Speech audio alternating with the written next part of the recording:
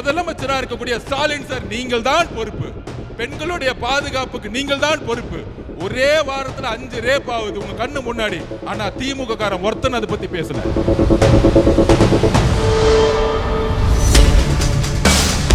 உங்களுடைய கவுன்சிலுக்கு தெரியாம ஒரு வீடு கட்ட முடியுமா? ஒரு ரோடு போட முடியுமா? அப்படி எப்படியா கஞ்சா சேல்ஸ் பண்ண நடக்குது தமிழ்நாட்டில்? அதுதான் எங்களுடைய கேள்வி.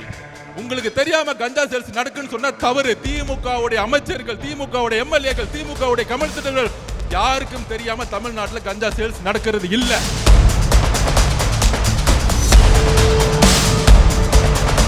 நீங்க அரசியல் தேர்தலை பேசுங்க. நாங்கள் மக்கள் பிரச்சனையை பேசி பேசி பேசி பேசி மக்களோட போயிட்டு இருக்கோம்.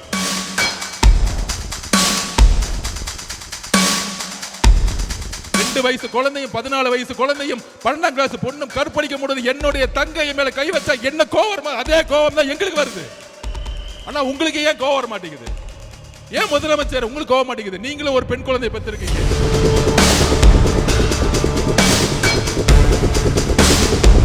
இந்த விளிமணம் மக்களுக்காக போராடிய அண்ணன் திருமான 90 2000 காலத்தில் அவரை பேச்சு பார்த்து நான் வளர்ந்தவன். ஆனா இந்த பிரச்சனைக்கு அண்ணன் பேச மாட்டேங்கிறார். என்னன்னே தெரியல. அண்ணன் என்ன ஆனாருன்னு தெரியல. முதலமைச்சரை பார்த்தவன டக்குன்னு பயப்படுறார் அண்ணன்.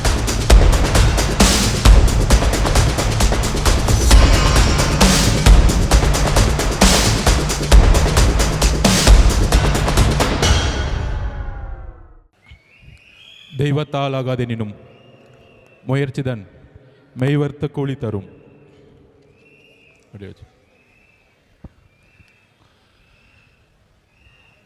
கழக மாவட்ட செயலாளர்கள், கழக தோழர்கள், தோழிகள், அண்ணன் பொதுச் செயலாளர் அவர்கள், ட்ரெஷரர் சார், நண்பர் அருண்ராஜ் அவர்கள், ஜேசிடி பிரபாகரன் சார் அவர்கள், எஸ் பாபு அண்ணன், கழக மாநில நிர்வாகிகள் மற்றும் மாவட்ட நிர்வாகிகள் அனைவருக்கும் என்னுடைய வணக்கத்தை தெரிவித்து 2026ஆம் ஆண்டின் தலைவர் நம்மளுடைய முதல்வர் அண்ணன் விஜய் அவர்களுக்கும் வணக்கத்தை தெரிவித்து, நம்மெல்லாம் எவ்வளோ கடினமான சூழ்நிலையில் நம்ம இங்கே நின்றுட்டுருக்கோம். இன்னைக்கான போராட்டம் சாதிவாரி கணக்கெடுப்பு ஆய்வு நடத்தணும், சட்டம் ஒழுங்கு சீர்கேடு, அதோடு எஸ்ஓபியை நம்ம அகற்றத்திற்கு உயர்நீதிமன்றத்தில் கேஸ் ஃபைல் பண்ணியிருக்கோம். இந்த 3 விஷயங்களை மக்களுக்கு தெளிவுபடுத்தக்கூடிய ஜனநாயக கடமையும் ஜனநாயக வலியுறுத்தலும் இன்னைக்கு இருக்கக்கூடிய தமிழக அரசியல் சூழ்நிலையில் தமிழக வெற்றி கழகத்துக்கு மட்டும்தான் இருக்கு. ஏன் அப்படின்னா, முதல்ல நம்மளுடைய சாதிவாரி கணக்குப்படுத்தி பற்றி பேசணும். இன்னும் நிறைய பேர்த்துக்கு அது புரியல. இதை பற்றி பேசிய தலைவர்கள்லாம் இன்றைக்கு அமைதியாக இருக்கிறாங்க. முக்கியமாக இந்த சாதிவாரி கணக்கெடுப்பு சமூக நீதி அடிப்படையில் உருவாக்கிய நீதி கட்சி 1921 முதல் முறையாக வகுப்புவாரி பிரதிநிதித்துவ ஜீவோவை பாஸ் பண்ணாங்க. சமூகத்தில் இருக்கக்கூடிய விளிம்பு நிலையில் இருக்கக்கூடிய பிற்படுத்தப்பட்ட ஓபிசி இருக்கக்கூடிய எஸ்சி எஸ்டி மக்களுக்கு இடஒதுக்கீடை அமல்படுத்தணும்னு ஒரு போராட்டம் இந்தியாவில் முதல் முறையில் ஒலித்த மாநிலம் தமிழ்நாடு. அங்கிருந்து அதுக்கான ஜீவோவை பாஸ் பண்ணி 1951 உயர்நீதிமன்றம் தோடைய ஜட்ஜ்மெண்ட்டோடைய வெளிப்பாடில் நமக்கான ரிசர்வேஷன் பாதிக்கப்படும் பொழுது, நமக்கான சமூக நீதி பாதிக்கப்படும் பொழுது, அது தமிழ்நாட்டுக்கு மட்டுமல்ல இந்தியாவுக்குமே கேஸ்ட் ரிசர்வேஷன் பாதிக்கப்படும் என்கின்ற உணர்ந்து அன்றைக்கு தந்தை பெரியார் அவர்களுக்கோ இல்லை ஏன் சிஎன் அண்ணாதுரை அவர்களுக்கோ பேரறிஞர் அண்ணாதுரை அவர்களுக்கோ எந்த அதிகாரமும் கிடையாது 1951.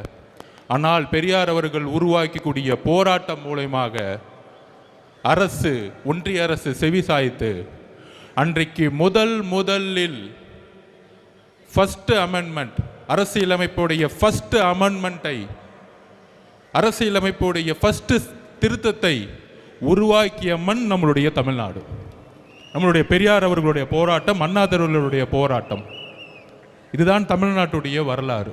அதற்கப்புறம் 1994 அம்மா ஜெயலலிதா அவர்கள் தமிழகம் முழுவதும், இந்தியா முழுவதும் சாதிவாரி 50% இருக்கணும்னு சட்ட வல்லுநர்களும் உச்ச நீதிமன்றமும் சொல்லும் பொழுது அது அரசியலமைப்புடைய அட்டவணையில் கொண்டு போய் தமிழ்நாட்டுக்கு மட்டும் இன்னைக்கு 69% நிலைநிறுத்திய மண் நம்மளுடைய தமிழ்நாடு, இந்தியாவுக்கு முதல் முறையாக.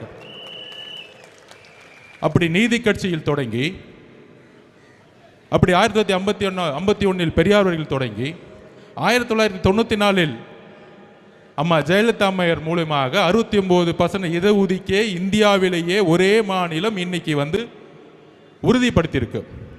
ஆனால் ஏன் சாதிவாரி கணக்கெடுப்பை நம்ம நடத்தணும் அப்படிங்கிறத மக்களுக்கு எளிமையான முறையில் புரிய வைக்கணும். பீகாரில் நிதிஷ்குமார் அவர்கள் சமூக நீதியின் அடிப்படையில் உருவாக்கப்பட்ட மாநிலமான பீகாரில் மண்டல் கமிஷன் அன்னைக்கு உருவாச்சு, மொரார்ஜி தேசாய் காலத்தில் உருவாச்சு.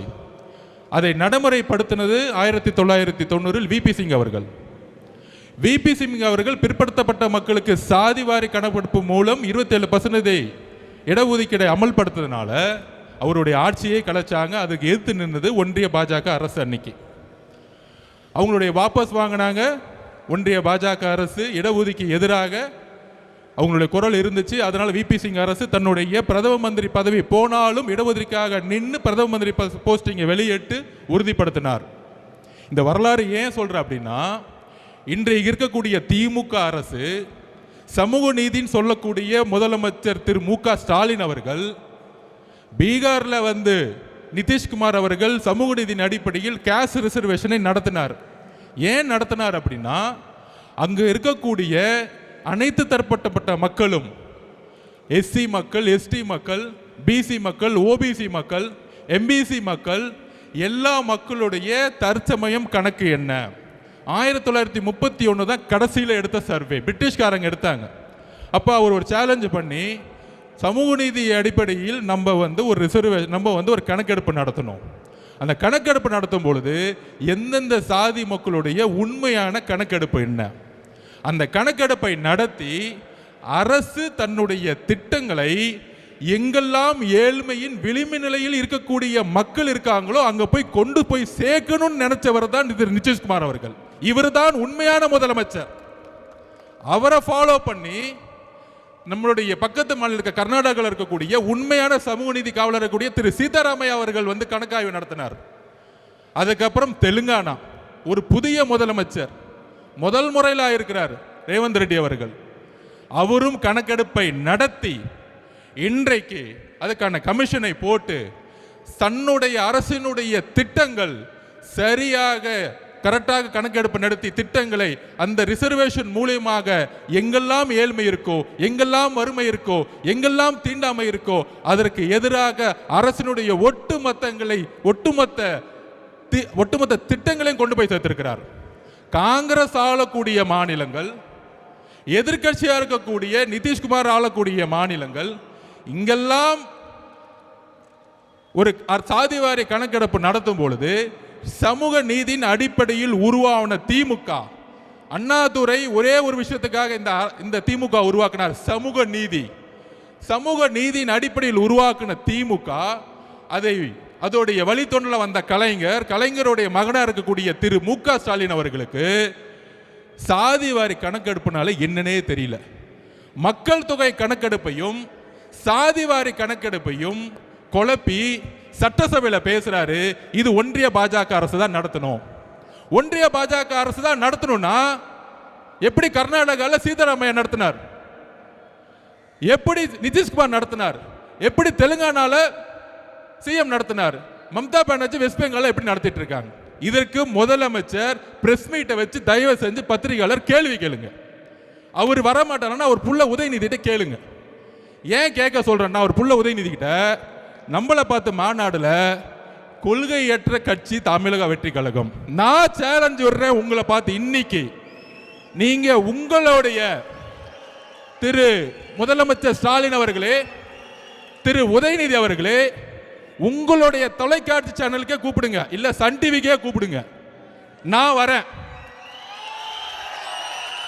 உங்களுடைய மகன் அடுத்த முதலமைச்சர் சொல்றீங்களே, உங்களுடைய மகன் சமூக நீதினா என்ன, சாதிவாரி கணப்பெடுப்புனா என்ன, நெருமொழி கொள்கைனா என்ன, ஒவ்வொரு கொள்கையும் நாங்க வந்து பேசுறோம். நான் தனிப்பட்ட முறையில் வரேன். ஒரு விவாதம் நடத்துறதுக்கு உதயநிதிக்கு தகுதி இருக்கா? தகுதி இருந்தால் நான் இந்த சேலஞ்சுக்கு ரெடி.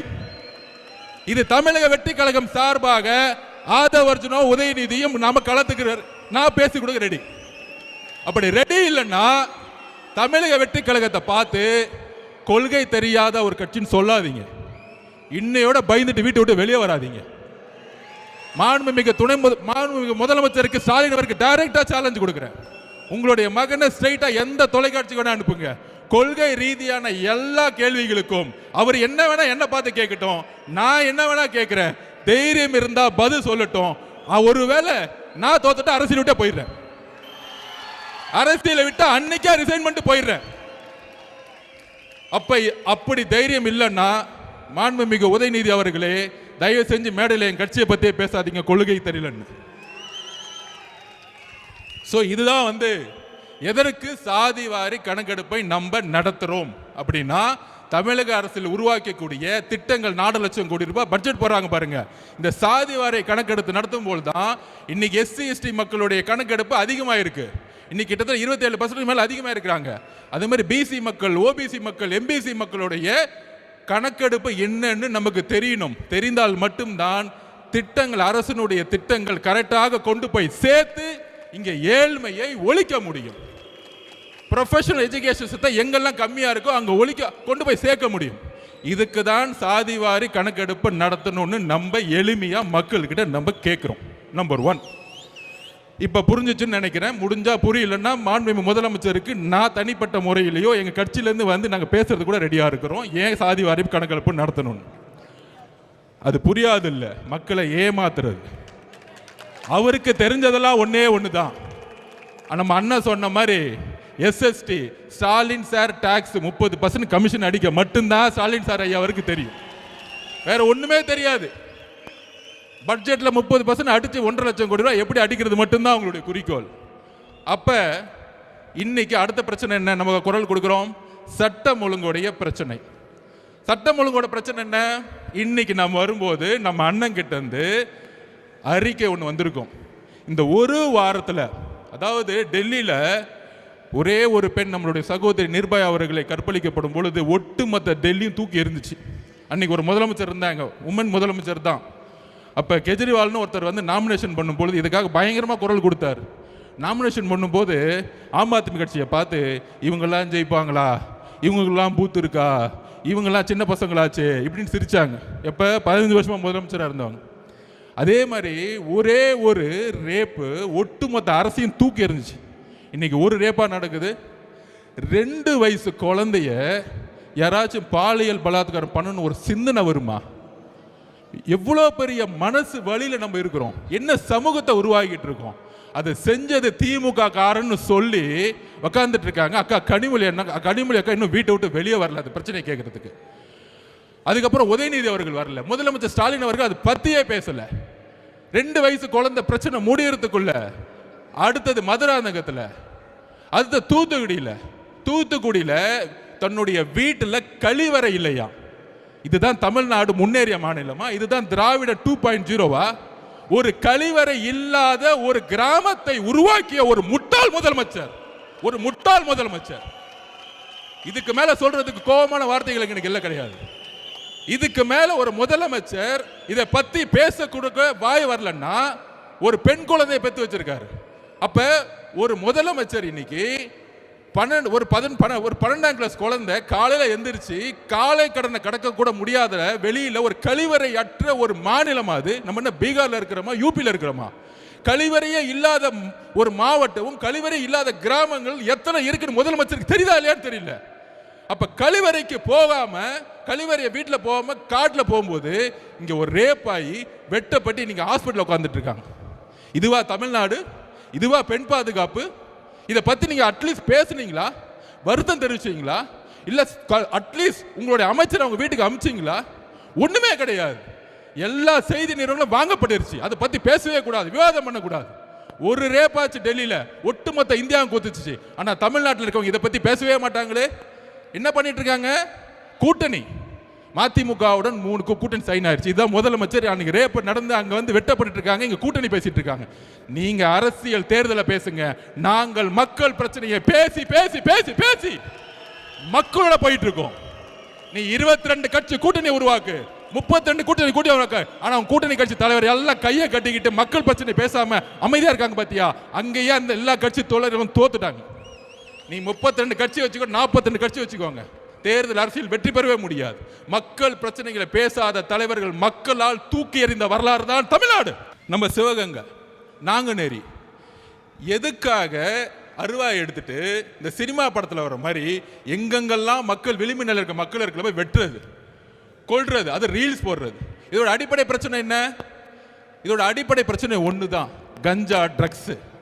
ஏன் 2 வயசு பொண்ணு வந்து கற்பழிக்கப்படுது? ஏன் 14 வயசு கற்பழிக்கப்படுது? ஏன் 12ஆம் கிளாஸ் பொண்ணு ஒரு இயற்கை உபாதைக்கு போகும்போது ஏன் கற்பழிச்சு வெட்டுறாங்க? நாங்கள் திருப்பி திருப்பி பதிவு பண்றோம் மக்கள்கிட்ட. தமிழ்நாட்டில் ட்ரக்ஸ் சேல்ஸ் அதிகமாக போய்கிட்டே இருக்கு. 60,000 கோடி ரூபாய் டாஸ்மாக் சேல்ஸ் இருக்கலாம். அது மிகப்பெரிய ஒரு இந்த கவர்மெண்டோட மிகப்பெரிய பழி. ஆனால் ட்ரக்ஸோட சேல்ஸ் பார்த்தீங்கன்னா அளவுக்கு அதிகமாக போயிட்டு இருக்கா. அந்த ட்ரக்ஸ் எடுத்தவங்க மெயின் பிரச்சனையே பெண்களை வந்து கற்பழிப்பு பண்றது. அப்ப முதலமைச்சர் கேட்டா முதலமைச்சர் சொல்றாரு, ஒன்றிய பாஜக அரசு இல்லாம கடல் வழியை நம்ம நிப்பாட்ட முடியாது, கடல் வழியா தான் வந்து ட்ரக்ஸ் சேல்ஸ் பண்றாங்க. ஐயா முதலமைச்சர் அவர்கள், ஸ்டாலின் அவர்களே, கடல் வழியா வரலாம், நான் திருப்பியும் பதிவு பண்றதான். ரோடா சேல்ஸ் பண்றது உங்களுடைய கண்ட்ரோல்ல இருக்குன்னு ஏன் இன்னும் புரிய மாட்டேங்குது? உங்களுடைய தெருக்கள் யார் கண்ட்ரோல்ல இருக்கு? உங்களுடைய மாவட்ட செயலாளர்கள், உங்களுடைய அமைச்சர்கள், உங்களுடைய எம்எல்ஏக்கள், உங்களுடைய கவுன்சிலர்கள். உங்களுடைய கவுன்சிலருக்கு தெரியாம ஒரு வீடு கட்ட முடியுமா? ஒரு ரோடு போட முடியுமா? அப்படி எப்படியா கஞ்சா சேல்ஸ் பண்ண நடக்குது தமிழ்நாட்டில்? அதுதான் எங்களுடைய கேள்வி. உங்களுக்கு தெரியாம கஞ்சா சேல்ஸ் நடக்குன்னு சொன்னா தவறு. திமுகவுடைய அமைச்சர்கள், திமுகவுடைய எம்எல்ஏக்கள், திமுகவுடைய கவுன்சிலர்கள் யாருக்கும் தெரியாம தமிழ்நாட்டில் கஞ்சா சேல்ஸ் நடக்கிறது இல்ல. இதுதான் உண்மை. ஒரு இன்ஸ்பெக்டருக்கு தெரியாம கஞ்சா சேல்ஸ் பண்ண முடியாது. ஒரு எஸ்ஐக்கு தெரியாம கஞ்சா சேல்ஸ் பண்ண முடியாது. ஒரு கான்ஸ்டபிள் தெரியாம ஒரு கஞ்சா சேல்ஸ் பண்ண முடியாது. அப்ப இதுக்கெல்லாம் யாரு பொறுப்பு? முதலமைச்சரா இருக்கக்கூடிய ஸ்டாலின் சார், நீங்கள் தான் பொறுப்பு. பெண்களுடைய பாதுகாப்புக்கு நீங்கள் தான் பொறுப்பு. ஒரே வாரத்தில் 5 ரேப் ஆகுது உங்க கண்ணு முன்னாடி. ஆனா திமுக காரன் ஒருத்தன் அதை பத்தி பேசல. அக்கா கனிமொழி அக்கா பேசல, திமுக அமைச்சர்கள் பேசல, திமுக கவுன்சிலர்கள் பேசல. திசை திருப்புறது. ஏன் திசை திருப்பணும்? யாரு பேசுறா? எங்க அண்ணன் இங்க தலைவர் மட்டும்தான் இங்க பேசிட்டு இருக்காரு. இப்ப எஸ்ஓபிக்கு வர 3வது மேட்ருக்கு. இந்த மாதிரி பிரச்சனை எடுக்கும் பொழுது எந்த தலைவரும் பேசுறது இல்ல. கூட்டணின்னு சொல்றாங்களே, மார்க்சிஸ்ட் கட்சியோட தலைவர்கள் பேச மாட்டாங்க. இந்த விளிம்பு மக்களுக்காக போராடிய அண்ணன் திருமான 90-2000 காலத்தில் அவரை பேச்சு பார்த்து நான் வளர்ந்தவன். ஆனா இந்த பிரச்சனைக்கு அண்ணன் பேச மாட்டேங்கிறார். என்னன்னே தெரியல. அண்ணன் என்ன ஆனாருன்னு தெரியல. முதலமைச்சரை பார்த்தவன டக்குன்னு பயப்படுறாரு அண்ணன். எப்படி பார்த்தா எங்க அண்ணன் திருமா அண்ணன் 2000ல். ஆனா இன்னைக்கு மக்களுடைய பிரச்சனைகளை பேசவே மாட்டேங்கிறார். என்னென்ன 6 தொகுதி 8 தொகுதி முக்கியமா? மக்களுடைய விளிம்பு மக்களுடைய பிரச்சனைகள் முக்கியமா? அதை சொல்லுங்க. நாங்குநேரியில் வெட்டப்பட்டது யார்? தலித் சகோதரர்கள். மதுராங்கத்தில் வெட்டப்பட்டது யார்? தலித் சகோதரர்கள். எங்க உங்களுடைய பேச்சு? எங்களுக்கு வலிக்குது. மக்கள் கை வைக்கும் போது எங்களுக்கு வலிக்குது. எங்களுக்கு உணர்வு இருக்கு. 2 வயசு குழந்தையும் 14 வயசு குழந்தையும் 12ஆம் கிளாஸ் பொண்ணும் கற்பழிக்க முடியாது. என்னுடைய தங்கை மேல கை வச்சா என்ன கோவம்? அதே கோவம் தான் எங்களுக்கு வருது. ஆனா உங்களுக்கு ஏன் கோவம் வர மாட்டேங்குது? ஏன் முதலமைச்சர் உங்களுக்கு கோவம் மாட்டேங்குது? நீங்களும் ஒரு பெண் குழந்தை பெற்றிருக்கீங்க, ஏன் பேச மாட்டேங்கிறீங்க? அட்லீஸ்ட் பேசுங்க, பாதிக்கப்பட்டவங்களை பாருங்க. இனிமேல் நான் இருக்கிற வரைக்கும் இனிமேல் தவறு நடக்க மாட்டேன்னு சொல்லுங்க. அட்லீஸ்ட் மக்கள் உங்களை அட்லீஸ்ட் திருப்பி அவங்க ஓட்டு போடுவாங்க. ஆனா அதை கூட சொல்ல மாட்டேங்கிறீங்களே. ஒரு மனிதாபிமானம் கூட உங்களுக்கு இல்லையே. அதனாலதான் எங்களுக்கு கோபம் வருது. அப்ப இதை கேட்கறதுக்கு எங்களுடைய அண்ணன், எங்க தலைவர் மாவட்ட ரீதியா பயணம் போனார். மாவட்ட ரீதியா பயணம் போடும் பொழுது ஒவ்வொரு மாவட்டத்துடைய எழுச்சிகள் பார்த்து திமுக பயந்துட்டாங்க. அப்போ உடனே செந்தில் பாலாஜிக்கு அஜெண்டா, அங்க ஏதாவது பிரச்சனையை பண்ணி விட்டுரு. கரெக்டா அண்ணன் பேச ஆரம்பிக்கிறாரு.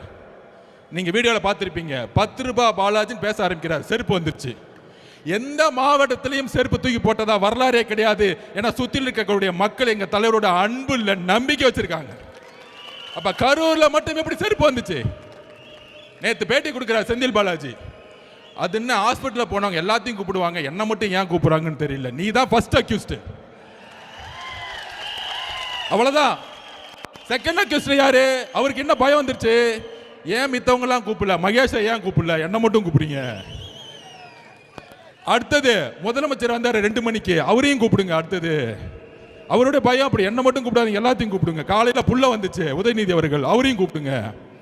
அப்ப செந்தில் பாலாஜி ரெடி ஆயிட்டாரு எல்லாத்தையும் மாட்டி வரதுக்கு. ஆட்சி மாற்ற முடியும் பொழுது தமிழக காவல்துறை எங்க அண்ணன் கண்ட்ரோல் வரும் பொழுது நீங்க எல்லாம் கரூர் மட்டும் ஜெயிலுக்கு போவீங்க. இது நடக்குதா இல்லையான்னு மட்டும் பாரு. இப்ப 6 டிஸ்ட்ரிக்ட்ல திருவாரூருக்குள்ள அண்ணன் நுழைகிறார். மக்களை நம்புங்க, எந்த எதிர்க்கட்சி தலைவரும் திருவாரூருக்குள்ள போவே முடியாது. ஏன்னா கலைஞருடைய மண் அது. 55% ஓட்டு போடுவாங்க, யார் எம்எல்ஏ நின்னாலும் கண்ணை மூடி போடுவாங்க. ஆனால் ஒட்டுமொத்த திருவாரூர், நான் பஸ்ஸுக்குள்ள இருக்கிறேன், நானே பயந்துட்டேன். ஒட்டுமொத்த திருவாரூர் மண்ணில் ஒரு 2 கிலோமீட்டர் போறதுக்கு 4 மணி நேரம் ஆச்சு அண்ணன் போறதுக்கு. இதுக்கு தான் பயம், இதுக்கு தான் கரூர். அப்ப கரூர்ல பிரச்சனை நடத்தி என்ன பண்ணாங்க, அவர் ஒரு கொலை குற்றவாளியில மாட்டவரதுக்கு வேலையை பண்ணிட்டாங்க.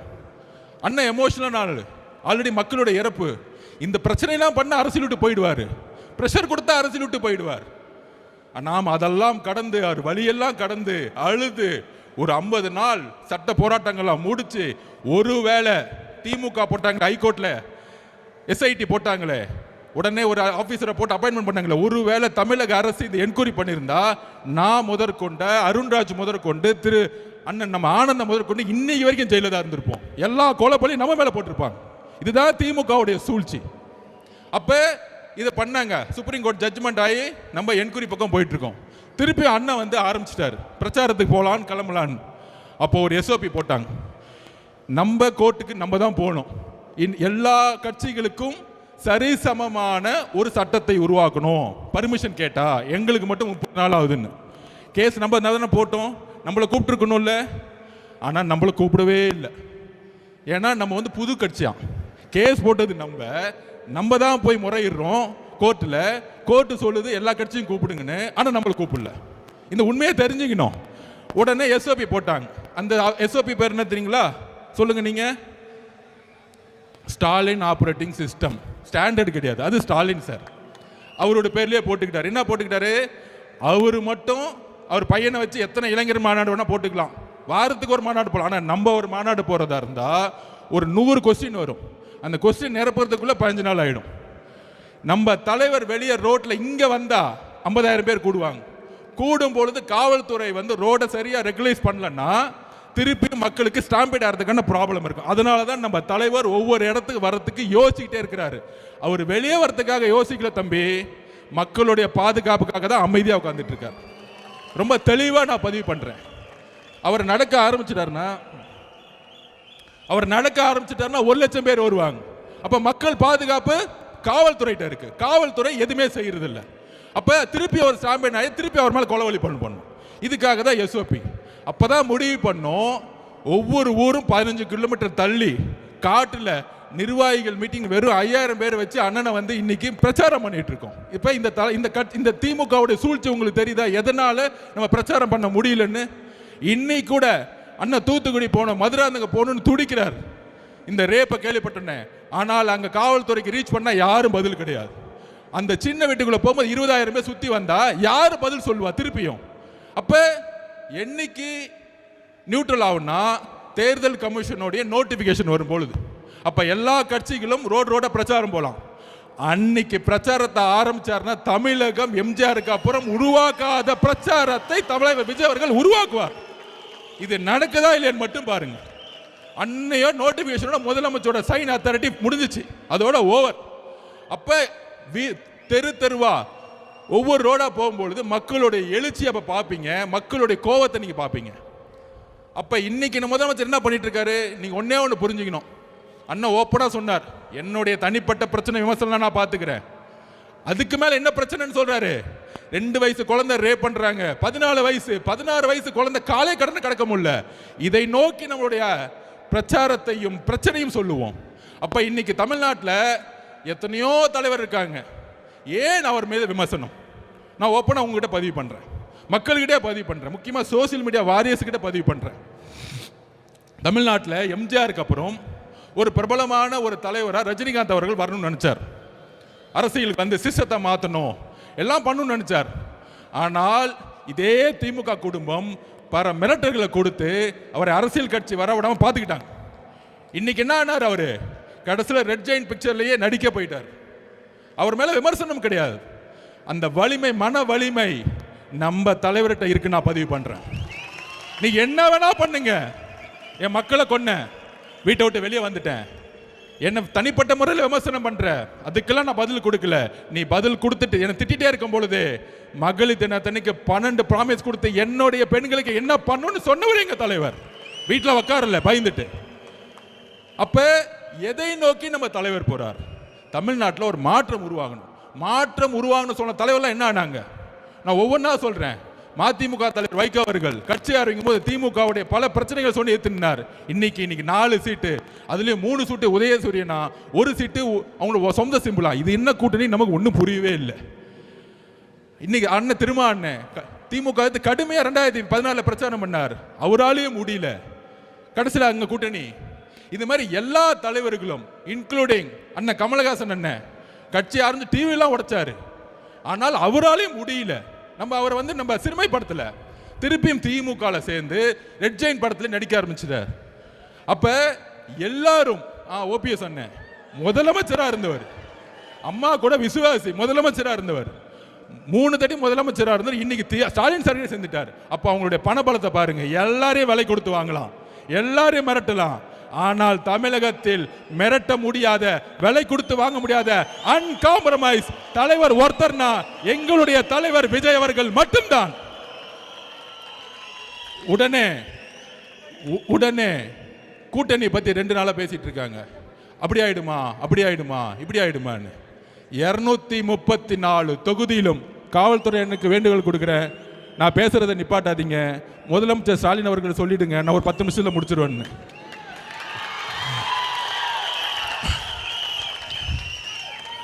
கவலைப்படாதீங்க, பார்த்துக்குவோம்.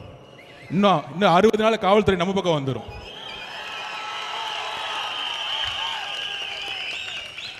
ஸோ காவல்துறை கிட்ட ஒத்துழைப்பு கொடுத்துருவோம். இல்லைன்னா பாவம் மாவட்ட தலைவர் மேலே எஃப்ஐஆர் போட்டுருவாங்க. கவலைப்படாதீங்க. 60 நாள் எஃப்ஐஆர் திருப்பி டெலீட் பண்ணிடலாம் நம்ம கவர்மெண்ட் வந்தவொடனே. அதை பற்றி கவலைப்படாதீங்க. ஸோ 22 கட்சி கூட்டணி, கொள்கை கூட்டணி சொன்னவங்க இன்னைக்கு 2 வயசு குழந்தை, 14 வயசு குழந்தை, 16 வயசு குழந்தையோட ரேப்பை பற்றி பேசுறதுக்கு வாய் வர மாட்டேங்குது. ஏன்னா ஸ்டாலின் சார் கோச்சிக்குவார். இன்னைக்கு நாங்கள் திருப்பியும் சொல்றோம், மக்களிடம் உண்மையை பேசக்கூடிய ஒரே தலைவர் நம்மளுடைய தலைவர் மட்டும்தான். இந்த கூட்டணின்னு சொல்லிட்டு இருக்காங்க. கொஞ்ச நாளைக்கு அங்கே போயிட்டேன்னு சொல்லுவாங்க, கொஞ்ச நாளைக்கு டெல்லி பக்கம் போயிட்டான்னு. நாங்கள் நேர்காணல் நடத்தி 234 தொகுதிக்கு கேண்டிடேட்டை அண்ணன் ரெடி பண்ணிட்டு இருக்காரு. தெளிவாக இருக்க குறிக்கோள். நிறைய குழப்பங்கள் வேணாம். நாம் உறுதியாக சொல்கிறோம், ஒரு மக்கள் ஆட்சியை மக்களே உருவாக்குவார்கள் 2026 கண்டிப்பாக சரி செய்யும். அதோட இன்னொரு கோரிக்கை, கேஸ் பிரச்சனை பயங்கரமாக கடுமையாக போயிட்டு இருக்கு. பெட்ரோல் பங்கில் பெட்ரோல் இல்லை, டீசல் இல்லை. மாநில அரசு ஒரு எமர்ஜென்சி கமிட்டியை உடனே அப்பாயின்மெண்ட் பண்ணி மத்திய அரசோட, ஒன்றிய அரசோட பேசி மக்களுக்கு உண்மையான தகவல் சொல்லணும்.